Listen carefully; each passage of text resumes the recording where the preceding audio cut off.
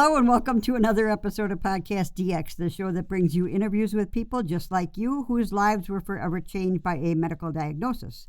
I'm Lita. I'm Ron. A pox on both your houses. Okay. Actually, She's that's Jean Marie. Yeah. But I do get your Shakespearean reference. I see it's going to be one of those shows. Mm-hmm. Collectively, we are the hosts of PodcastDX. On today's show, we will be talking about monkeypox. And a little homework before we start. All of the facts we discussed today came directly from the CDC, which is the Centers for Disease Control, or the World Health Organization, WHO. Right. Because we don't want to plagiarize, right, Jean? Well, that's why you're supposed to say according to, and then you do not cut and paste.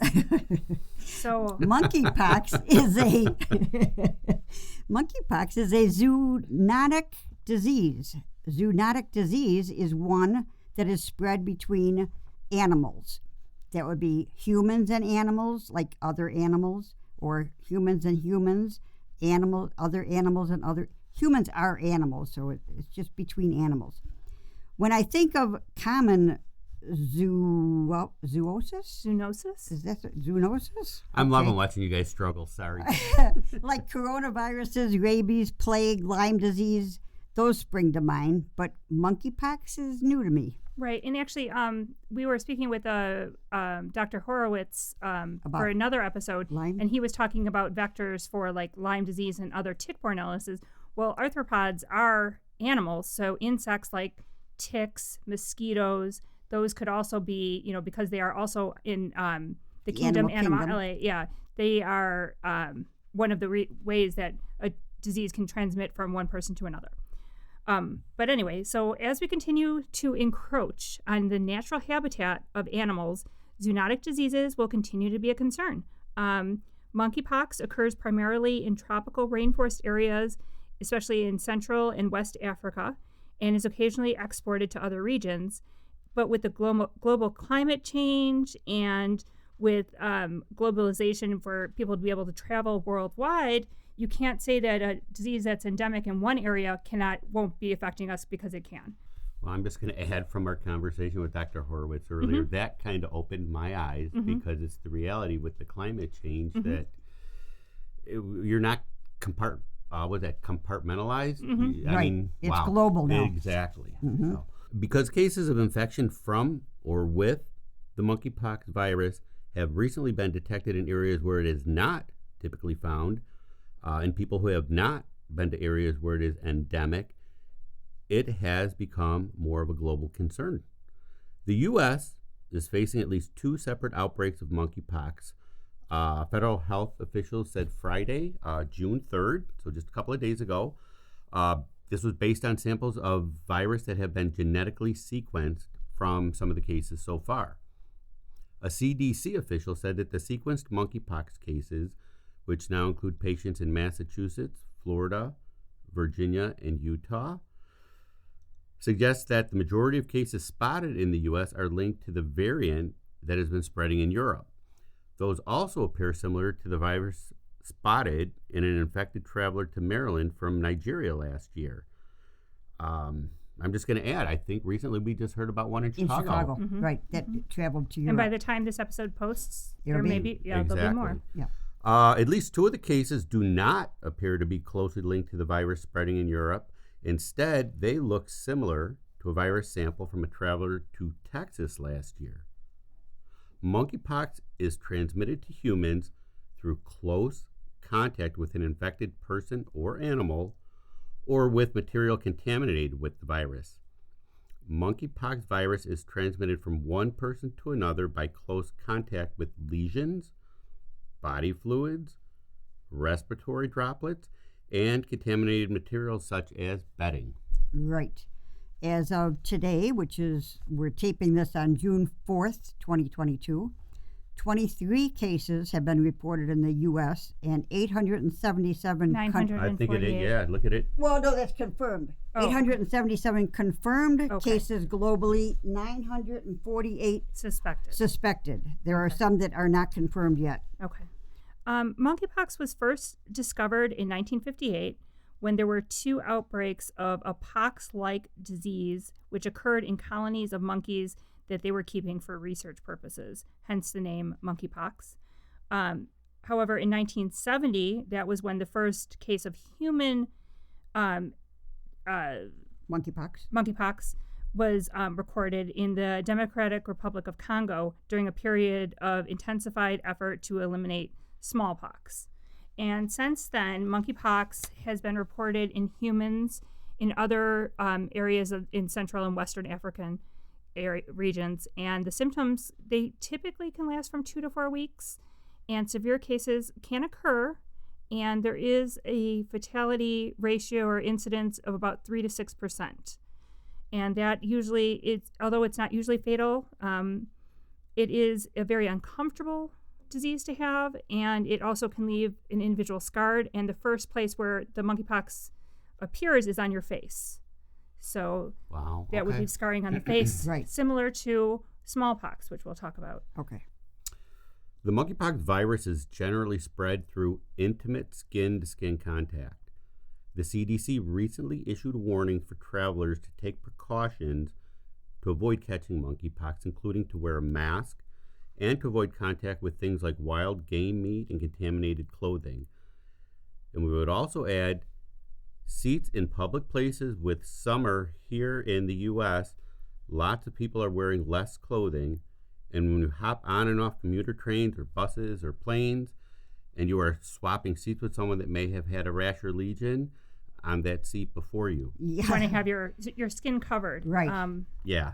Right. It's a kind of like what we were talking about with the ticks and all that. When you go out, cover as much skin as possible. Right. And even in a hotel or something, we usually bring sleep sacks so that it's like a very, very thin like a sleeping bag, but it's just like sheet. Yes. Yeah. How about like the wipes?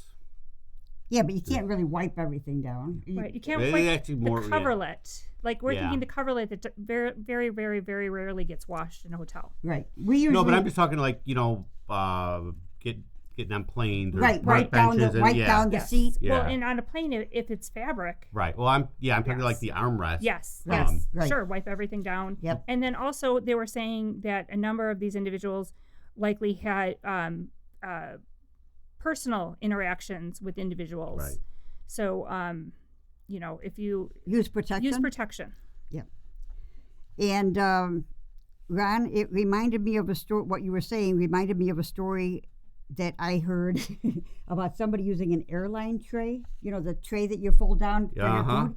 They were using that to change the diapers on their baby. Oh, dear Lord. Oh. So when you're out in public, you got to be cautious because not all public has common sense. What do you think? Common sense isn't so common? Yep. Yeah. The incubation period, which is the interval from infection to onset of symptoms for monkeypox, is usually 6 to 13 days, but can range from 5 to 21 days. And the symptoms for individuals infected with monkeypox typically present as like a fever, rash, and this is a rare, like something that makes it stand apart, is swollen lymph nodes. And you can have different medical complications as well. And the infection can be divided into 2 periods, and those are basically the invasive or invasion period, which is 0 to 5 days when you first are exposed. And that's characterized by the fever, the intense headache, the swelling of the lymph nodes, back pain, myalgia, and intense lack of energy, all in that section. And then in 1 to 3 days, you'll start to have skin eruptions and also a fever. And the rash tends to be more concentrated on the face, as we said, and the extremities, rather than like the trunk, which you would have in chickenpox. And it affects the face in 95% of cases. The palms of the hands, which is also a very rare thing to have anything on the palms of your hands or the soles of your feet. Mm-hmm. And that's in 75% of cases. So that could be another So, yeah, you're big touching indicator. Everything. Mm-hmm. Yeah. So if they, But also just seeing, if you see a rash on the hand, on the palms of the hands or the bottom of the feet, that'll stand out. Right. And also it affects the oral mucosa in about 70% of cases, and genitalia 30%, and eyes 20%, as well as the cornea. Yeah, can you imagine having monkeypox on your cornea? Ouch. And I mean, we are talking, this Oh. is still very, very rare compared to I know, but millions still. of cases of chickenpox a year. This is very rare, but it sounds very uncomfortable. Painful. Yeah. And if you can take steps to prevent the spread, please do so. Yes. And then finally, the rash evolves sequentially from macules, which are lesions that are flat, to papules, which are slightly raised, firm lesions, to vesicles, which are lesions that are filled with a clear fluid. And that's probably what you'll see a lot on pictures of that. To pustules, which are lesions filled with a yellowish fluid. And then finally it forms crusts, which dry up and fall off, and you can then get exposed if you come in contact with those as well. That's sloughed off skin. Mm-hmm. The number of lesions varies from a few to several thousand. In terms of treatment, patients should be offered fluids and food to maintain adequate nutritional status. Secondary bacterial infection should be treated as indicated. An antiviral agent known as tecovirimat. We always give you the good ones. You do, thank you. I'm going to go with tecovirimat. Sure. Was developed for smallpox and was licensed by the European Medicines Agency, called the EMA.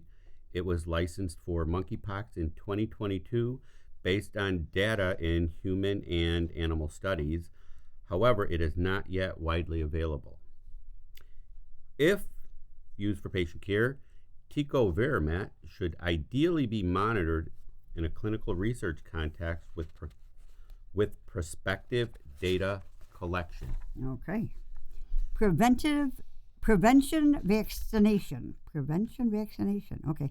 Prevention vaccination against smallpox was demonstrated through several observational studies to be about 85% effective in preventing monkeypox. So that's similar to back in the day when smallpox was a concern, which it had a much higher fatality rate, 30%. Right. But individuals who got cowpox were less likely to get smallpox and less likely to die from smallpox. I don't know what that means. My head is spinning. Okay, my head's spinning too. What does that mean? Well, okay, so if you look at like the taxonomy. If you look at how viruses are grouped, Yeah. okay, cowpox, monkeypox, camelpox, what am I forgetting? Smallpox are all in the same group Okay. or the same family, Yeah. the same genus. Okay. Okay. Anyway, they're all together. So Yeah. if you're exposed to one that's has a far less fatality percentage, Right.